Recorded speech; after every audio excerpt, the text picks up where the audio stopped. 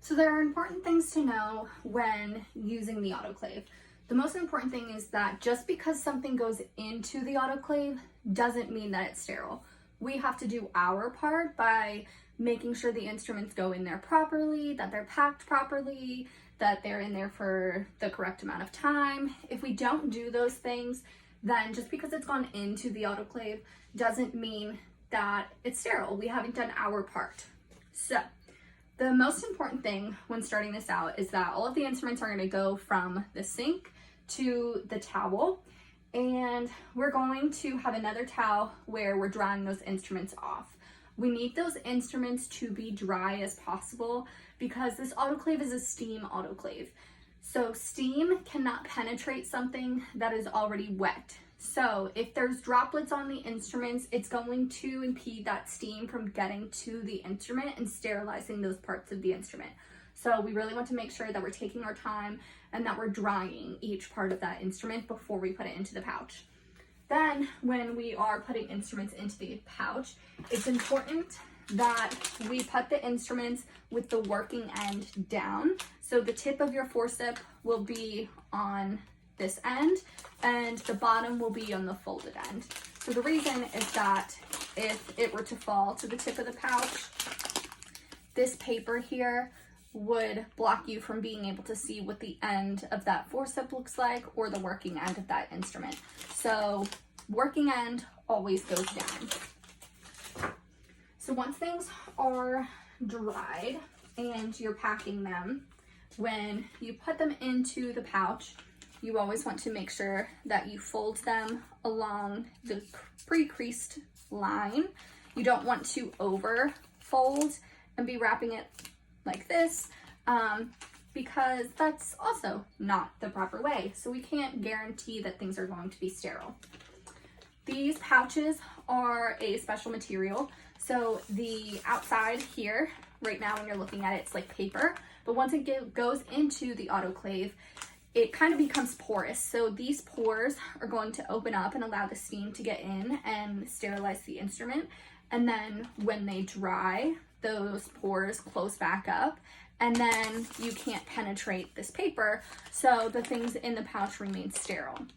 With that being said, if these instruments are not given enough room for the drying process in the autoclave to work, this paper will stay wet, meaning the pores stay open.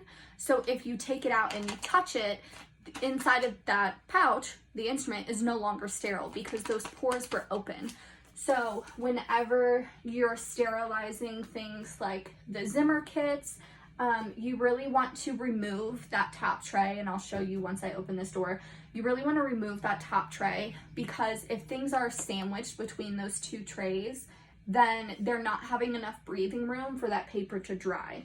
So same way if you stop the drying cycle too early and you're taking instruments out, they don't have that time that they need for those pores to seal back up. So you're taking instruments out and you're going to lay them on the counter where you're going to break the sterility if those pores are still open.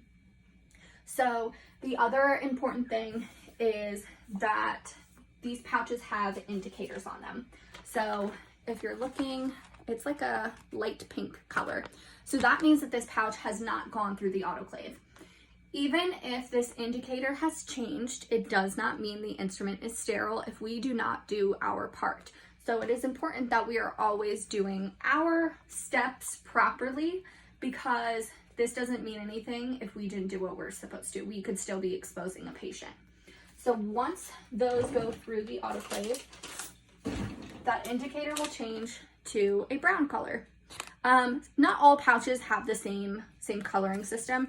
If you read the top here, it'll tell you what color it's supposed to be changing to. Sometimes it's like a dark green, but you just need to read because it's specific to pouches. So the pouches we're using right now are Cross-Trek. We've had just good success with these. Every once in a while, you'll get some pouches where you'll autoclave them, and even though they've been autoclaved, this indicator fails to change. So the brand that we like to use is Cross-Trek because we've found we don't have a lot of those issues.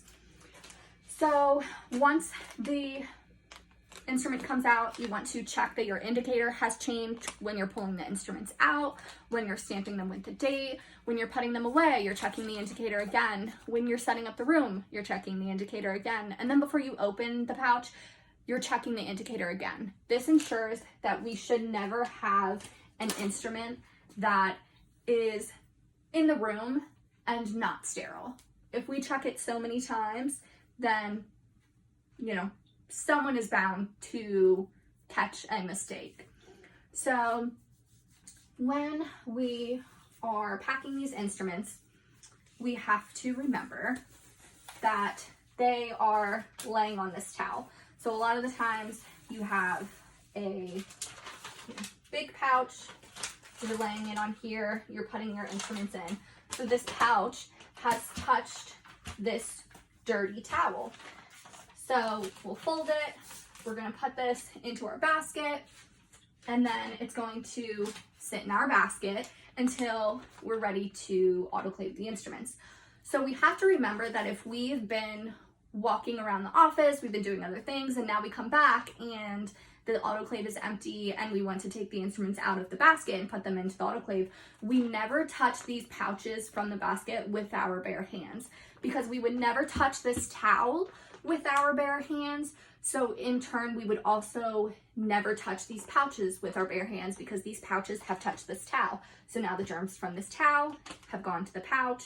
So if we touch them with our bare hands, now they're going to us. So when it's time to open this door, in our office, we say that this door is dirty. So we will only touch the outside of this door with gloves on. So you're going to come to the door, open it up with gloves, and then these gloves are now dirty because I touched the dirty door. So I can't start grabbing instruments out because then I would cross-contaminate. So once I've opened the door, I need to now remove my gloves. And now I can start taking the clean instruments out.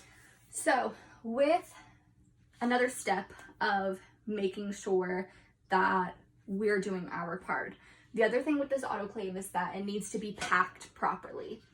When things go into the autoclave, we can't force as much as we need into here because we're behind and we're busy. It needs to be packed properly, meaning the pouches can touch each other, the edges can touch, but nothing can overlap. So the way I like to pack it, I like to use these long trays for long pouches. I'm gonna pack them in like this.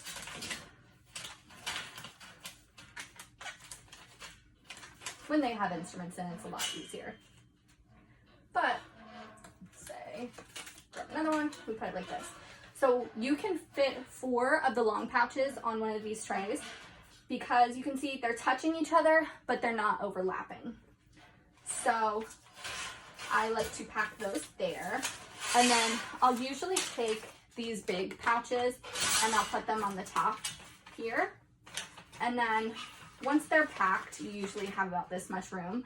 So then I also like to take these small pouches where we have bite blocks, and you can fit those right here because again, they're touching, but they're not overlapping.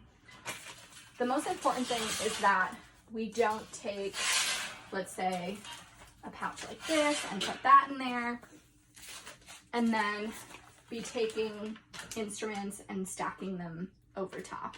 If these are overlapping, then again, we're not doing our part and we can't guarantee they're sterile. So when I was talking earlier about the Zimmer kit and giving it enough room to breathe, so the Zimmer kit will fit on here and then slide in with this tray on top, or same with this one here, it will slide in.